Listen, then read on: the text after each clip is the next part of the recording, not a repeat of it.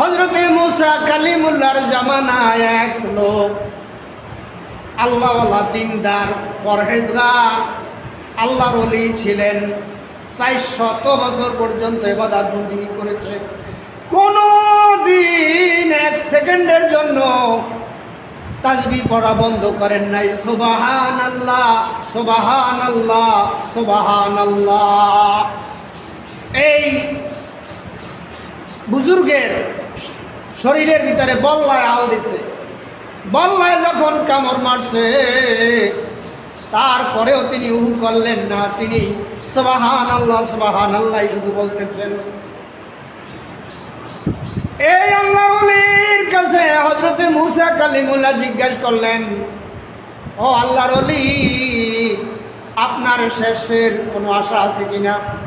আপনার শেষ কোনো আশা আছে কিনা আমাকে একটু খুলে বলেন। ওই বুজুর্গ বলতেছেন যে আমার একটু আশা, এই জমানার পয়গম্বর হযরত মুসা কালিমুল্লাহকে এক নজর দেখব। আর একটা আশা হলো, আমাকে যদি কেউ ঠান্ডা গ্লাস পানি এনে দিত। এই দুটো জিনিস হলো আমার শেষ আশা। হযরত মুসা কালিমুল্লাহ চিন্তা করলেন, এখন যদি আমি আমার পরিচয় দেই তাহলে বিধিক হয়ে যাবে, আর পানি আনার সৌভাগ্য আমার হবে না। আমি যাই পানি আনার জন্য। মুসা কালিমুল্লাহ পানি আনার জন্য গেলেন, নিজের পরিচয় ব্যক্ত করলেন না। আর আমাদের দেশে অনেক লোক আছে নিজের ক্রেডিট জাহের করে, নিজের ক্রেডিট, নিজের আধিপত্য জাহের যে ব্যক্তি করে, তার মতো নাদান, তার মতো মূর্খ আকাশের নিচে জমিনের উপরে আর কেউ নাই। ভাই আমার, মুসা কালিমুল্লাহ নিজের পরিচয় দিলেন না, উনি চলে গেলেন 1 গ্লাস পানি আনার জন্য। যেহেতু ওই আল্লাহর ওলি 400 বছর পর্যন্ত কোনোদিন আল্লাহর ইবাদত বন্দেগী থেকে বিরত থাকতেন না। পানি এনে দেখেন আল্লাহর ওলি বুজুর্গ ব্যক্তিকে একটা বাঘে 2 ভাগ করে ফেলে দিলেন। মুসা কালিমুল্লাহ তার হাতে ছিল লাঠি, লাঠি দিয়া ওই বাঘটাকে আক্রমণ করবে, মারবে। এই লাঠিটা কোন জায়গার তা তো জানেন আপনারা। এই লাঠি হলো আদম আলাইহিস সালাম জান্নাত থেকে এনেছেন, তারপরে শীষ আলাইহিস সালামকে এই জান্নাতের লাঠিখানা দিয়েছেন। শীষ পয়গম্বর থেকে এইভাবে ক্রমাগতভাবে আসতে আসতে হযরত শুআয়ব আলাইহিস সালামের কাছে লাঠি চলে গেছেন। শুআয়ব আলাইহিস সালামের মেয়ে সফুরাকে বিবাহ দিলেন হযরত মুসা কালিমুল্লাহর কাছে। ওই মুসা কালিমুল্লাহ জামাইকে ওই লাঠিখানা উপহার দিয়েছেন। যেই লাঠি সম্পর্কে আল্লাহ বলছেন, ওয়ামা তিলকা বিয়ামিনিকা ইয়া মুসা, ও মুসা তোমার হাতে ওটা কি? মুসা আলাইহিস সালাম বললেন, এটা তো লাঠি, এই লাঠি দিয়ে আমি ছাগলের ঘাস পাড়িয়ে খাই, ওই গাছের পাতা পাড়িয়ে খাওয়াই, ভর দিয়ে চলি, আরো অনেক কাজ করে থাকি। আল্লাহ বলেন, ও মুসা তুমি ঠিক পাও নাই, ওই লাঠির ভিতরে আর একটা কুদরতি জিনিস আছে, তুমি জমিনে নিক্ষেপ করো। আর জমিনে নিক্ষেপ করলে বিরাট অজগর সাপ হয়ে গেল। মুসা আলাইহিস সালাম ধরতে যাবেন, ভয় পাচ্ছেন। আল্লাহ বলে, লা তাখা, ভয় পাইও না, ধরো সেই লাঠি। ওই লাঠি দিয়ে হযরত মুসা কালিমুল্লাহ বাঘটাকে আক্রমণ করবে। কোন বাঘ? যেই বাঘে বুজুর্গ ব্যক্তিকে 2 খণ্ড করে ফেলেছেন, আক্রমণ করবে। ঠিক এই মুহূর্তে আল্লাহ রাব্বুল আলামিন ওহী নাজিল করে দিলেন, ওহে মুসা খবরদার, খবরদার, পাইলেই তুমি লাঠি দিয়া আক্রমণ করবে, খবরদার। এই বাঘ আমি আল্লাহ অর্ডার দিছি বুজুর্গ ব্যক্তিকে 2 খণ্ড করে দেওয়ার জন্য, ইন্তেকাল ঘটাবার জন্য। ওই বাঘকে আমি অর্ডার দিছি, খবরদার বাঘকে তুমি মারবা না।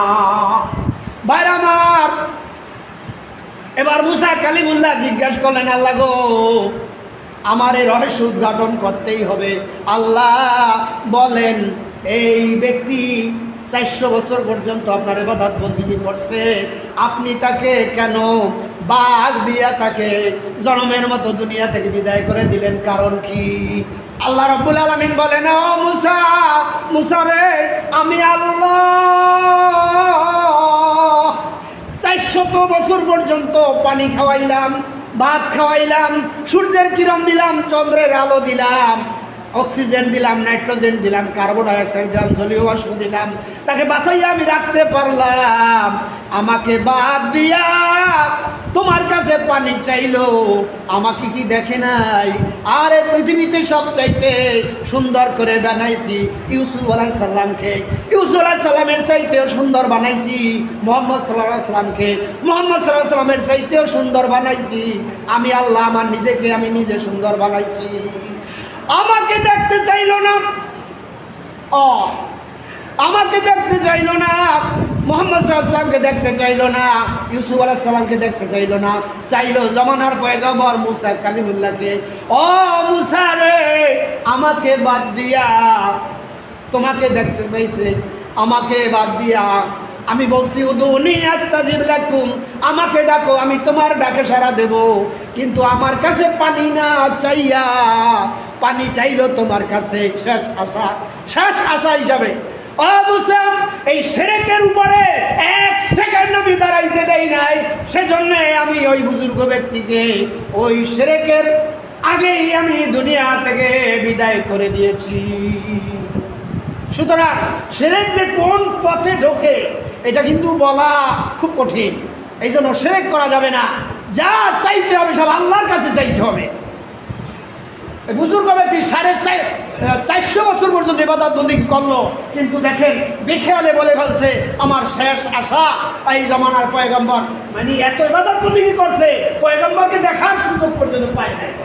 তো জমানার পয়গম্বরকে দেখতে চাইছেন, এটা হলো একটা শিরকের এক পর্যায়।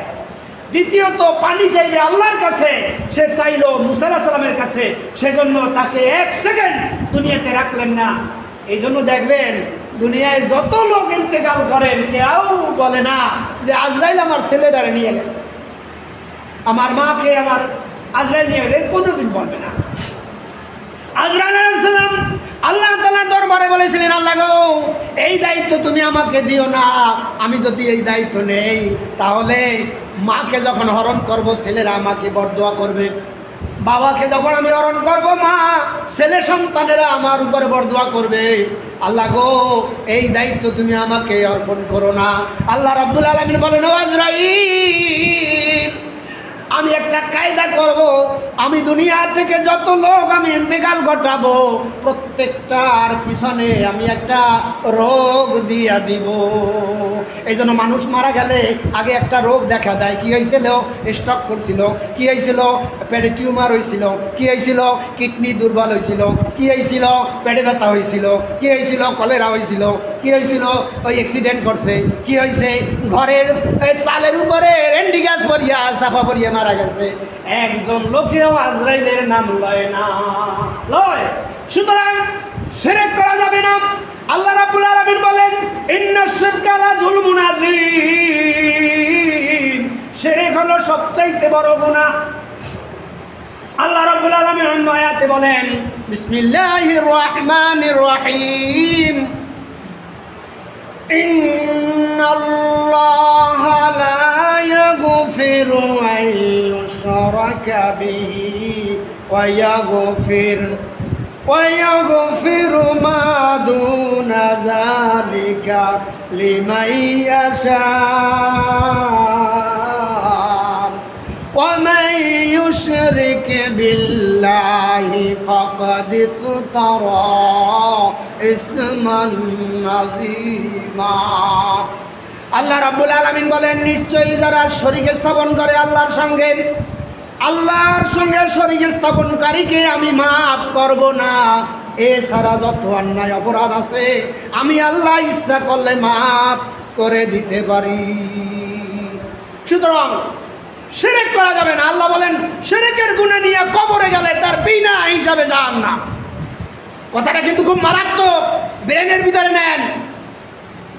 আল্লাহর নবী আদনা দরজার উম্মতকেও সুপারিশ করে জান্নাতে নিয়ে যাবে, কিন্তু শিরক করলে তাকে জান্নাতে নেবে না।